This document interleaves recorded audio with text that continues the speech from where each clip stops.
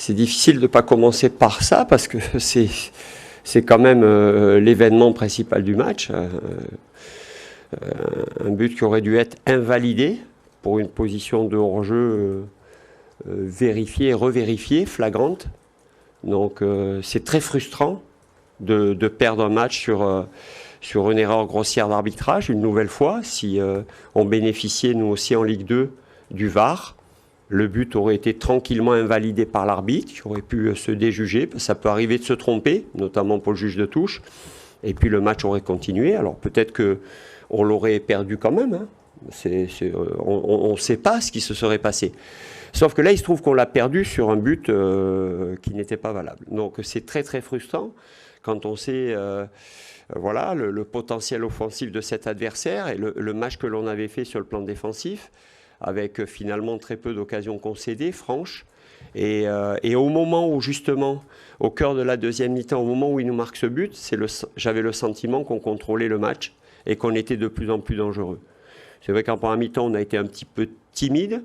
Il nous a imposé une grosse intensité athlétique et je trouve que dans l'utilisation du ballon, on n'a pas joué vraiment notre football.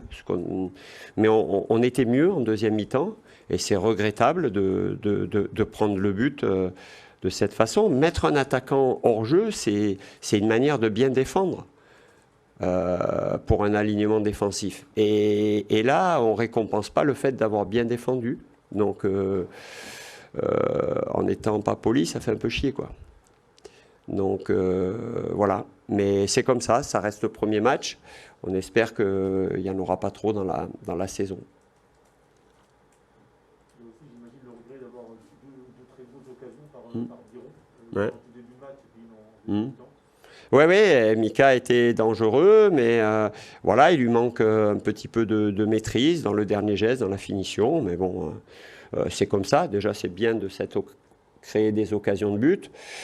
Voilà, j'espérais un petit peu plus avec mes entrants aussi. Hein. Il faut quand même, quand on ne débute pas, quand on termine le match, il faut réussir, même si c'est jamais facile de rentrer, mais il faut réussir à amener un vrai plus.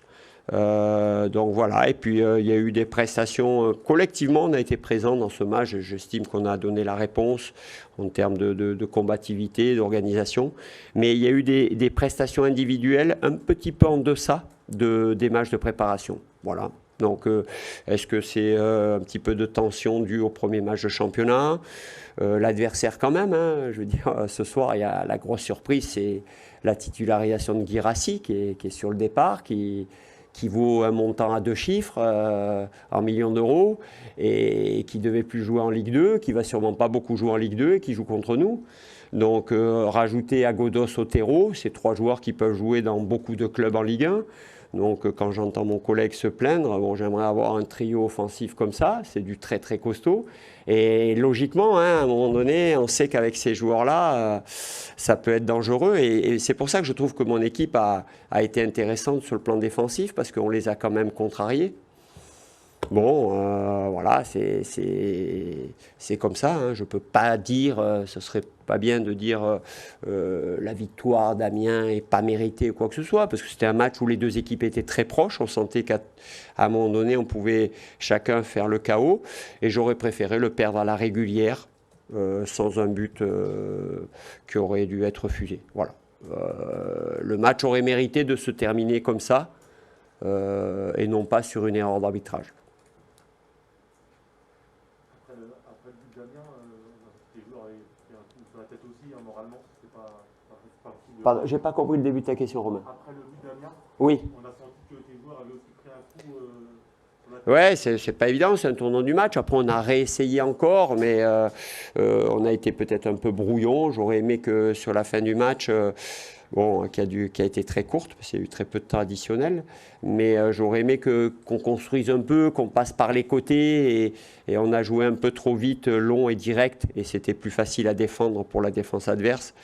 Mais effectivement, le but concédé, déjà, c'est jamais facile de concéder un but. Et de la sorte-là, tu as du mal à t'en relever. Mais il restait du temps quand même après le but. Hein. Donc, j'aurais aimé que, surtout avec la fraîcheur, on avait quatre joueurs qui étaient rentrés à l'heure de jeu et après. Je pense qu'on aurait pu encore inquiéter cette équipe avec un petit peu plus de justesse dans le jeu et de lucidité. Mais bon, voilà.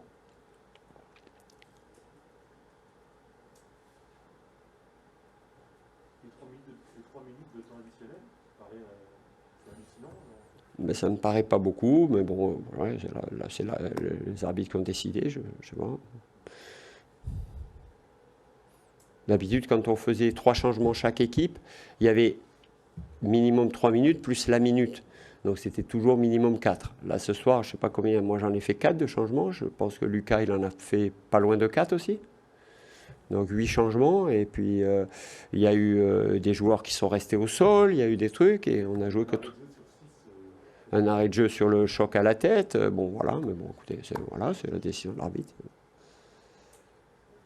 Quand vous apprenez une heure avant le match que Guirassy va jouer, ça vous oblige à changer votre plan Ah non, on n'a rien changé du tout, sauf qu'on s'est dit, c'est un argument supplémentaire et qu'on savait qu'il fallait être vigilant. Notamment, on avait axé sur les centres. On avait dit toujours fixer ce joueur, ne pas le laisser jeu de tête très très au-dessus de la moyenne. Mais bon, voilà, là en l'occurrence, son coup de tête, il n'est pas valable, c'est ça qui m'embête. Mais non, on n'a pas du tout changé, on a joué exactement comme on avait prévu, mais on savait qu'ils avaient un argument supplémentaire, quoi, et de poids, quoi. Parce que vous partiez quand même favori. Ah bon? Ouais, ça c'est des déclarations. Vous croyez vraiment à ces déclarations-là? Vous pensez vraiment à ça? Vous croyez que c'est crédible, ça? On part favori contre une équipe qui était en Ligue 1 il y a quelques mois et qui nous reçoit pour son premier match. Vous pensez que c'est crédible, les déclarations qui font qu'on est... Non mais vous avez un peu d'expérience quand même. Vous n'allez pas tomber dans ce panneau-là quand même. Ah, ça va, vous me rassurez quand même. Vous me rassurez quand même.